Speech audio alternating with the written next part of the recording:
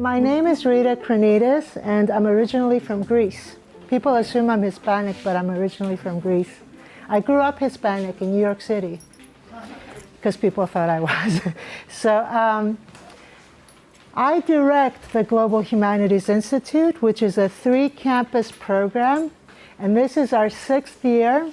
The federal government gave us a grant, the National Endowment for the Humanities, came to about $1.5 million. And what I've been doing for the past 6 years is working to make sure that we do with that money all kinds of things that are going to have a huge lasting impact on the way we think here at the college and what we know and who we think we are, et cetera, et cetera. We put on public events. Humanities Days is an event you may be familiar with. We put on we trained faculty. We trained about 40 faculty plus to teach their humanities courses with a global focus. So change the way you're teaching it, change your course, because global emphasis, the global humanities emphasis is really crucial. We have also seen to it that faculty have created new assignments, discovered new content. We've worked with librarians to bring all of that knowledge into the classroom. We have also, what else have we done? We have also traveled. Yes, we have partnerships with institutions overseas. So that was one of our key goals, because in addition to just reading and seeing films about other cultures, we need to experience them, right? When we went to China, for example, people said, I'd seen so many films about China, I had no idea it was like this. This is a different China that I'm seeing. So there's no substitute for a direct experience, for experiential learning. So we have partnerships with Xi'an University in China, and a bunch of faculty and I traveled there to meet with our colleagues at that university. We have a partnership with Jindal Global University in India, outside Delhi, and we traveled there as well. And we have also another university, a public university in India called Osmania in Hyderabad. And also, where we just returned from our very last trip for the program, El Salvador. We are especially interested in Morazán, the mountainous region where a lot of the civil war happened and the guerrillas lived in the mountains. So for our partners in El Salvador are the University of El Salvador, which is the national public university, and also University of Central America, which is a private university. So what are we doing? We are making plans to send faculty there to teach, to bring their faculty here to teach. We're looking forward to sending students there, our students, for a semester or more, and then having their students come and study with us. So really, we want to mix it up. Another thing is, and I know we're a very international community at Montgomery College, and I'm sorry I'm speaking too much, but that doesn't mean we know what global perspectives are, right? It doesn't mean we know what globalization is. It doesn't mean we know what's going on in the world today. So we really need to be studying all this stuff together. So we have Global Classrooms, which is a great, great program that we've been doing with El Salvador for the last 4 years. And what that is virtual co-teaching, where a class that you are in and a class at the University of El Salvador look at each other virtually, and the professors work with each other virtually, and you have a class together. And there's no substitute for what you can learn from each other, much more than I could ever deliver. It's experiential learning. So we're growing that to include India and El Salvador as well. So there's a lot of exciting, in a nutshell, right? A lot of exciting stuff going on, and I just want you to be aware. Sometimes we hide and just do work, and you may not know us, but I have some leaflets there that describe our program. And what's happening here today is we went to El Salvador, 18 of us, 18, full bus. We went to El Salvador for 10 days during spring break. And we met with our university partners, and we had all kinds of meetings and sessions and workshops with them. We also took in a lot of Salvadoran culture. We visited the mountains. We visited various places. We visited a prison. So what we like to do whenever we travel or learn something new is bring it back home and share it with you.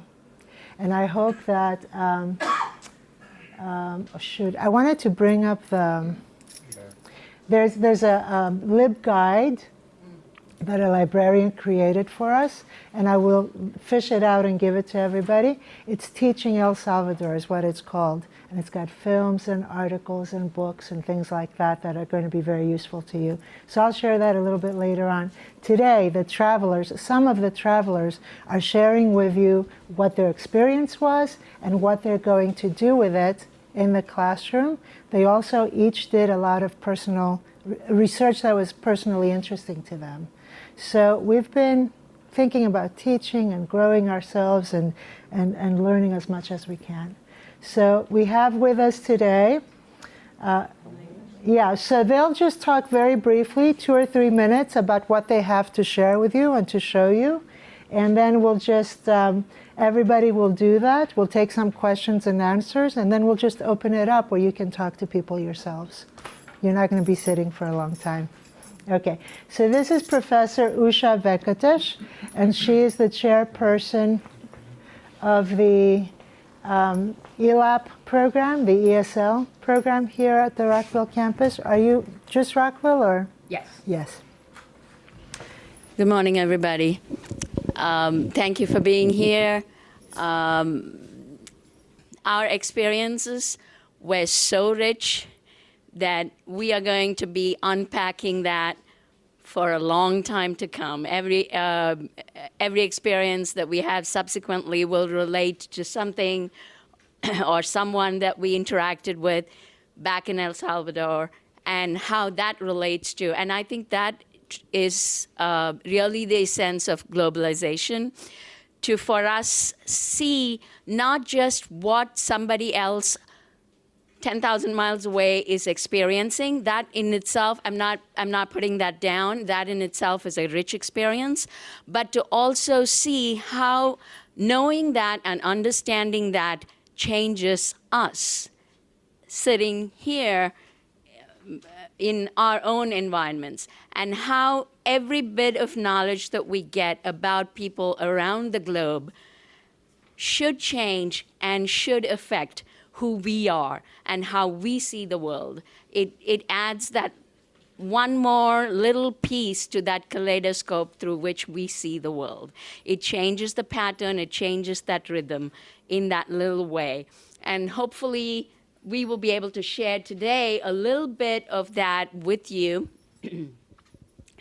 And there were so many things. When I started putting this together, I have on my computer about 8 versions of this. Not 8 revisions of the same topic, but 8 different topics that I wanted to, 8 different perspectives from which I wanted to share El Salvador. And at one point, I just said, okay, give up, fix on one, and this is what you're going to do. And that is what this came out to be.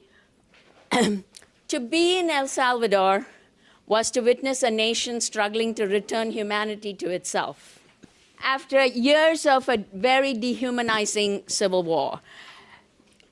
We talked about globalizing, but the whole venture here is also global humanities. How do we bring the humanities to our global perspectives?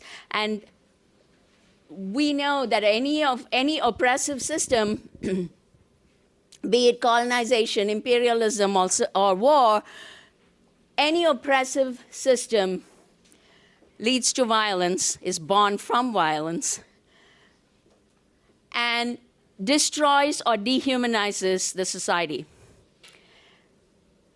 Coming out of that necessarily means rehumanizing that society.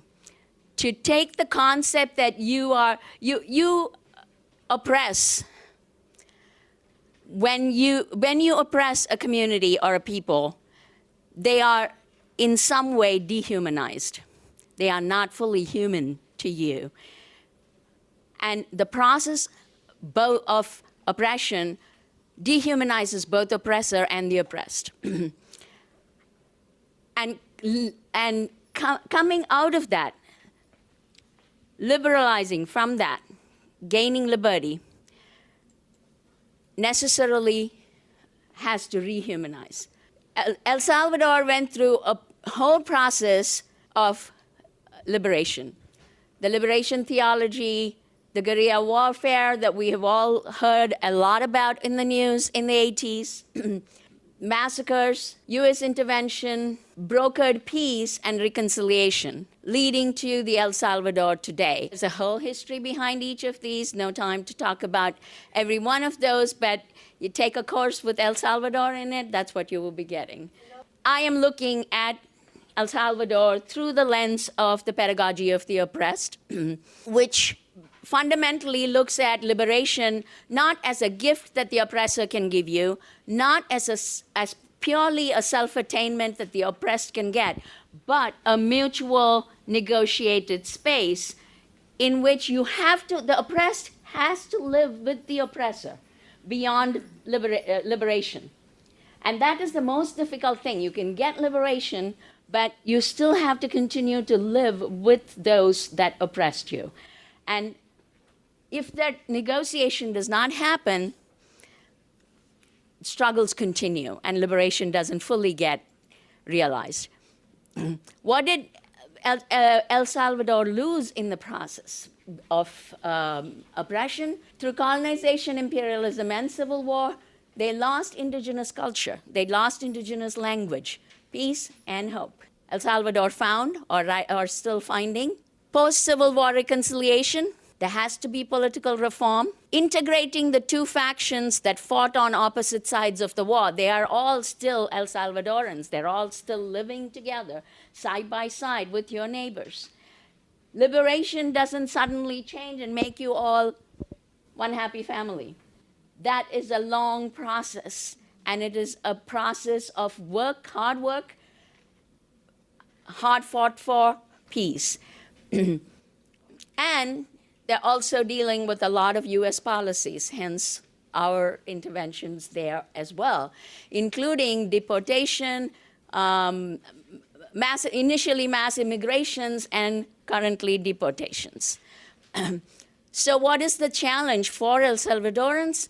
Reintegrating the deportees, dealing with gangs, their own, as well as those going back from the US, violence, the new youth, revival of social and political structures, revival of indigenous cultures and languages. Going into depth, and I probably don't have the time to do this, but my interest in looking at it as a linguist was also the revival of their indigenous languages. So Nahuatl, which is the indigenous language, we had a presentation on this in UES, so those are things that we learn when we go to these countries. And the language is oppressed, and that is one of the primary ways in which oppressors work. Take away the language, you take away the thought pattern, the culture, and people were afraid to speak Nahuatl, afraid to identify themselves as indigenous people, because that got you killed very quickly. And so there are currently about 300 speakers of the language countrywide. So think about that for a minute. Most of them are over the age of 50. So the revival of the language now constitutes teaching the young, teaching children the language. And this is an oral tradition language, so they have to actually write the script for the language, discover the grammar. So it was a fascinating experience as a linguist watching this process. Some final thoughts. Much is happening, much more needs to be done. It's a country in its infancy, therefore reclaiming an ancient legacy against the context of continual struggle. There's so much violence, but there's also so much rehumanization. Bringing it home to MC, why is any of this relevant to us? 3 things that I want to point out. One, this is a rich field for us to engage in critical inquiry into how an oppressed community may break from that oppression through mutual rehumanization of oppressor and oppressed. And a global, from a global humanities perspective. That is why we are here. What is the perspective we bring? And as I said, study the keys to linguistic revival of a language that has been oppressed, and also bringing an oral language into a written tradition in order to perpetuate it. And I haven't had much time to go into this, but this is obviously also a central interest for me. Language learning for specific purposes in El Salvador, with the return of a lot of people from the United States, either deported or otherwise. There's a whole industry teaching English for call center purposes in El Salvador. So literally institute after institute that is just teaching English for that one specific purpose.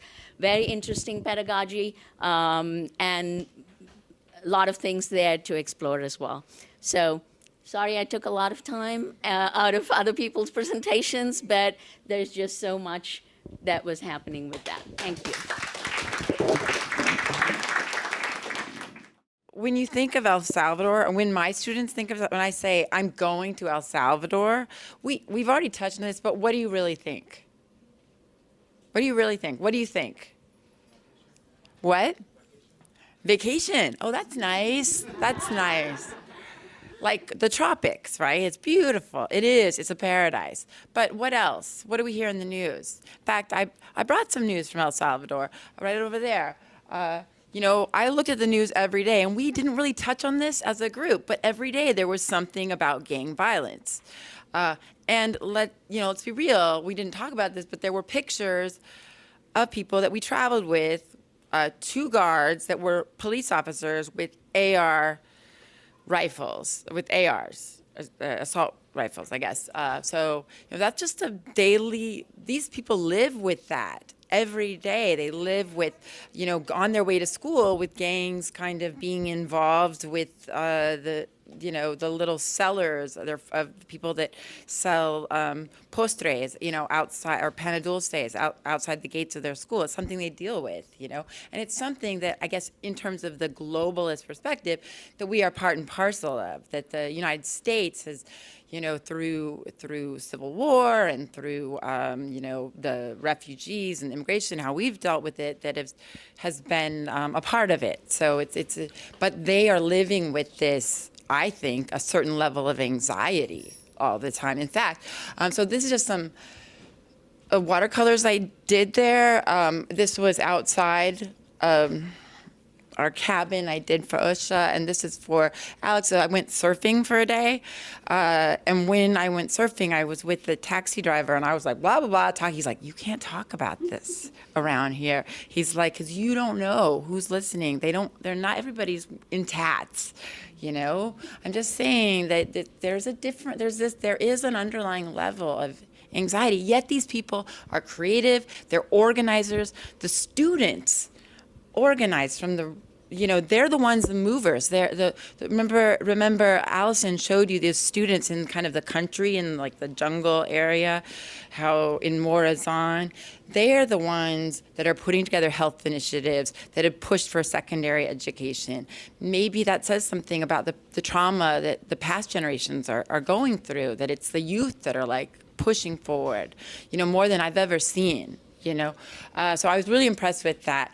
So these are just some impressions. So this was outside the women's collective, and I like this kind of pulsating heart over the land that like emblazoned the front of their collective. And these are some of the people that are working on language that Usha was talking about, that are teaching the Nahuatl, which is not to be confused with its distant cousin, Nahuatl.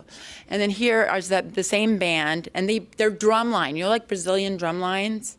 They do this really complicated drum line, and they made their own instruments, like they just, and I'm like, what got you together to do this, And it's just like they looked it up. They made what I saw, and I think this is reiterating something that Allison was talking about when she mentioned materials, is that they're making do with, and they do a lot with very little. And you see that again and again. And when you go into San Salvador in the university. Okay, and I was really happy when we went to university. I got to paint, and I'm not like a professional painter, but I got to paint with other professors and students. A mural, I was really touched that they invited us to do this, a mural documenting a massacre of students, the 30th of July, around 1980 or 81, when students protested the regime, oppressive regime. Okay, so what I'm doing, what I propose is to engage the university of, I would love to do something with Morazán, to engage the university of both UCA, I have some ideas there, like they can just bring me to teach. It would be awesome to teach at that fancy place. But is maybe a global, oh, nice spelling. I can't really spell. There's supposed to be an X there.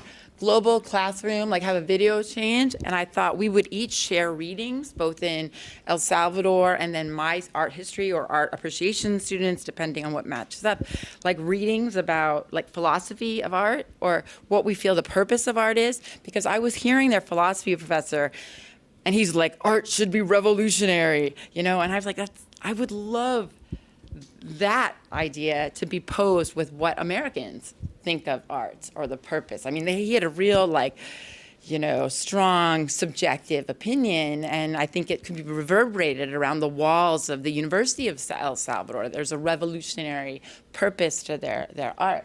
Okay, and another one I thought was like a video tour where, I mean, I do tours at museums, so I could just Skype a tour because we have great collections in our and they don't have access to Italian Renaissance collections. So I was like, I'll do it, I'll show you, we'll go around the tour. But then Usha was saying, well, you got to bring your students into it too.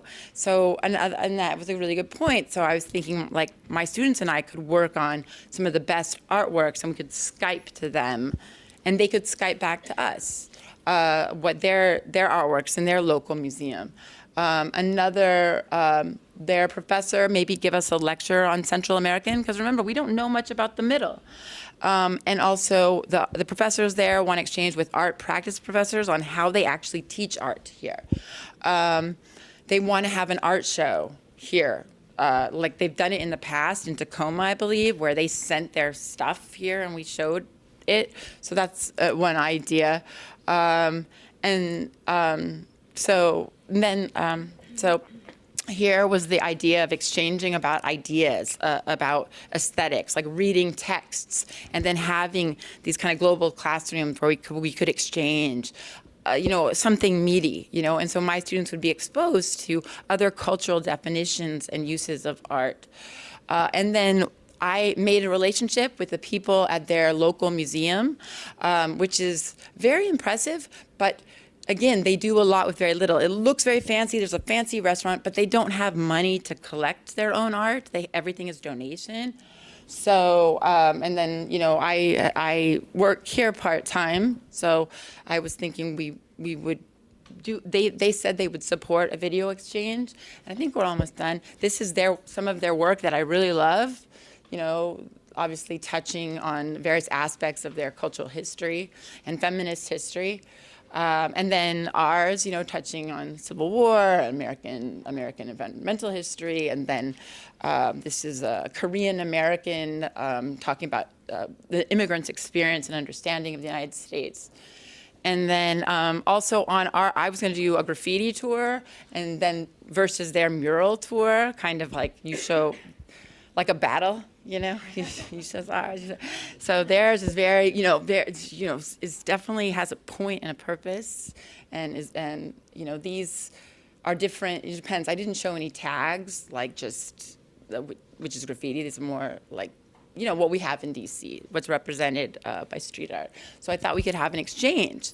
And then this would be, you know, just talking about how we teach. And I don't know, but I think that is that the last slide?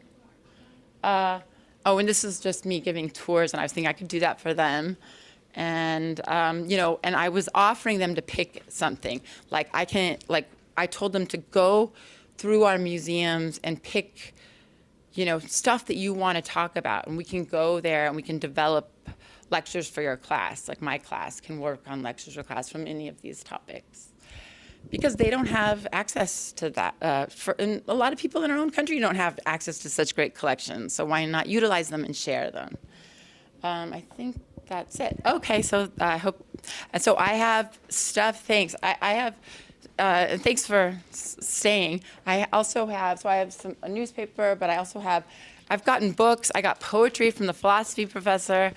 I'm so nervous about my Spanish that I signed up for a Spanish class this summer because every time I get an email from them in Spanish, I hyperventilate.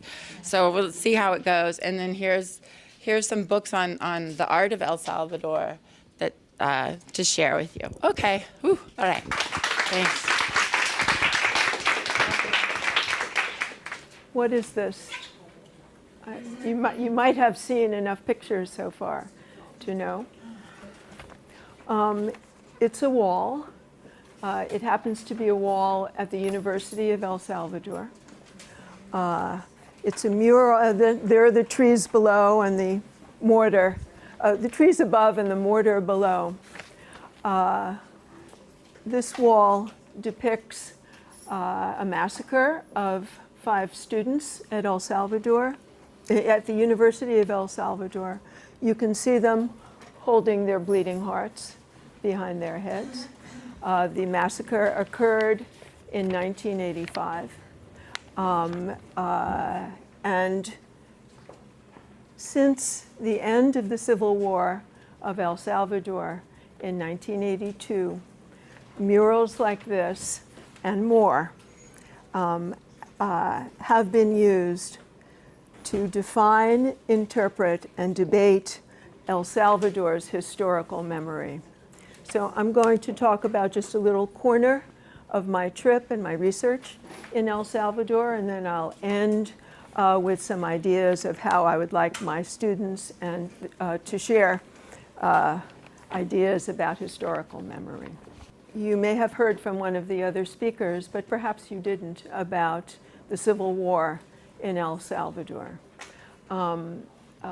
When we were going through the Reagan years, only when we were going through the Reagan years here in the 1980s, and in the 1990s actually, after Reagan, was freedom of expression granted in El Salvador.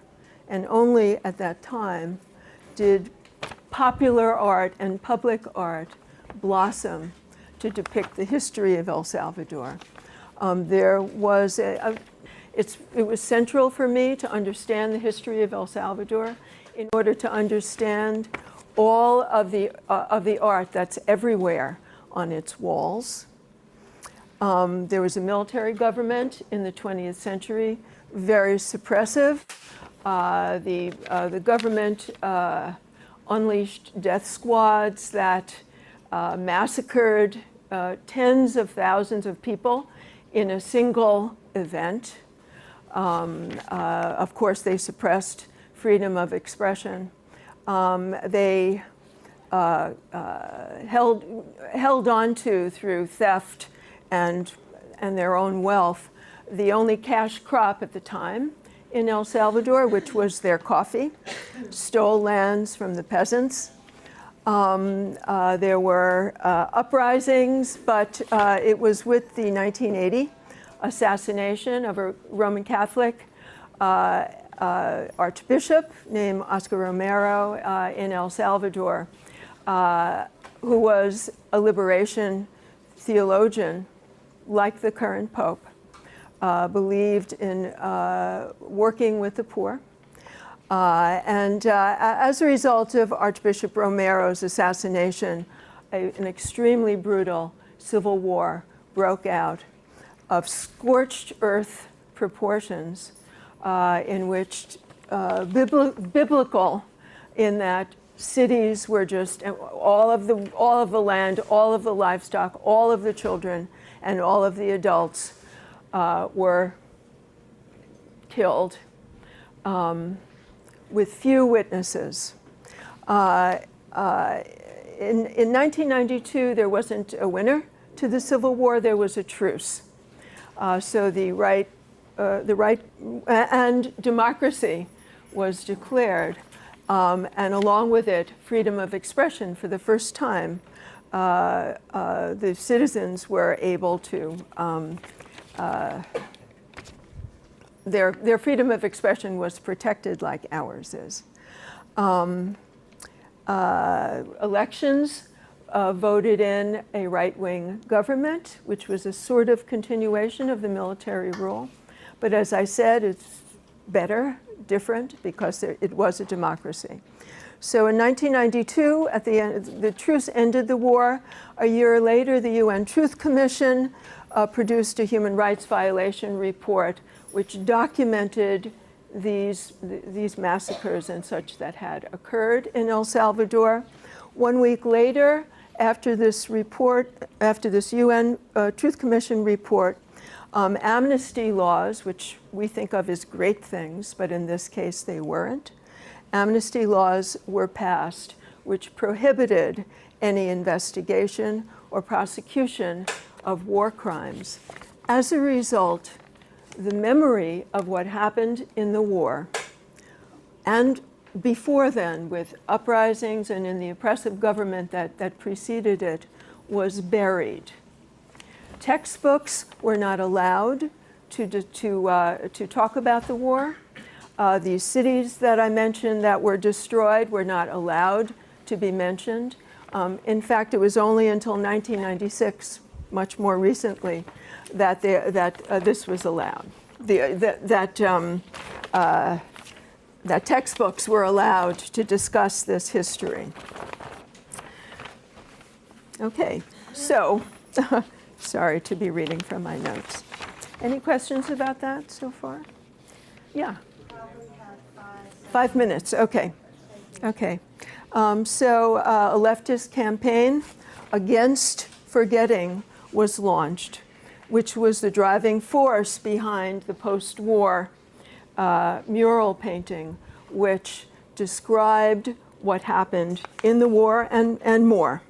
El Salvador's walls bleed with messages painted by communities, many untrained artists. The murals mark the sites of massacre and political upheaval. They express social commentary, and they depict specific communities' histories, heroes, values, and hopes. They're transient. They're painted with cheap paints, and so, like our graffiti, they disappear, and then they're repainted. There are several themes. As I said, remembering the martyrs and the massacres of the war, and to express hope of the future. At the top here, you can see Oscar Romero, who's as frequent in the popular art as Martin Luther King is in ours, in our murals preserving historical memory. Towns get together to decide who and what will be depicted on the murals, how to represent themselves. This shows a village's pride, as well as the inspiration of liberation theology, Oscar Romero, at the top. It's hard to tell what this is. An art historian has interpreted this, and I'm just going to read it to you, and you can look at the rest of these with more aware eyes. The picture shows Romero's eyes peering out against a Salvadoran landscape, including a volcano, with vines around his shoulders, making him appear as if he is growing out of the ground. A community leader assassinated during the war is included. The caption says, "Let my blood be the seed of freedom." Those are Romero's words. This mural stands as a community statement, marking the community as one entrenched in the commitment to the memory of Romero. Other themes are portraiture, the landscape, as I said, and Catholic iconography. At the University of Central America, which we visited, yet another assassination that occurred was of 6 professors, their housekeeper, and her daughter. And this is a mural depicting that. This is a very typical Salvadoran aesthetic kind of painting. It commemorates the Rio Sampul massacre, including the image of a soldier tossing a young girl in the air and stabbing her in the back with a machete. Rather than abstract the suffering, this direct reference to death reflects traditions of Catholic traditions and also images of martyrdom. Here are some more. I saw a mural very like this. I want to be a lawyer. I mean, my Spanish is really horrible, but she's saying, I want to be a lawyer, I want to be a professor, I want to be a doctor. I saw a mural very much like this in Philadelphia when I was there a couple of weeks ago visiting my son. These were done by students. This is a poet memorialized and hope for the future. This was at the University of El Salvador.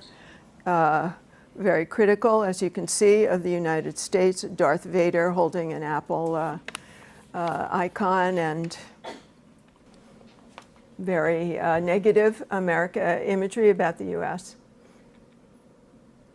And here are village scenes, which also represent a community's pride. Murals are defaced. They are whitewashed by the right-wing government. This was one that was created in a community the community made several murals commemorating the UN Millennium Development Goals of global warming, violence prevention, and peaceful coexistence, the UN Millennial Goals. The town, the mayor of the town ordered 3 of the murals whitewashed, the ones that were for environmental activism, women's rights, and indigenous roots. So ideological battles are played out in these murals. An important piece of art by an artist very recently was removed in the middle of the night.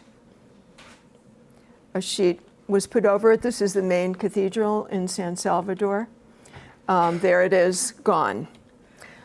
Okay, that's just one. Murals are just one way that El Salvador attempts to preserve historical memory. We have, on the other hand, have had freedom of expression since the 1700s, but we know very well that events are buried, that history is buried here in the United States too.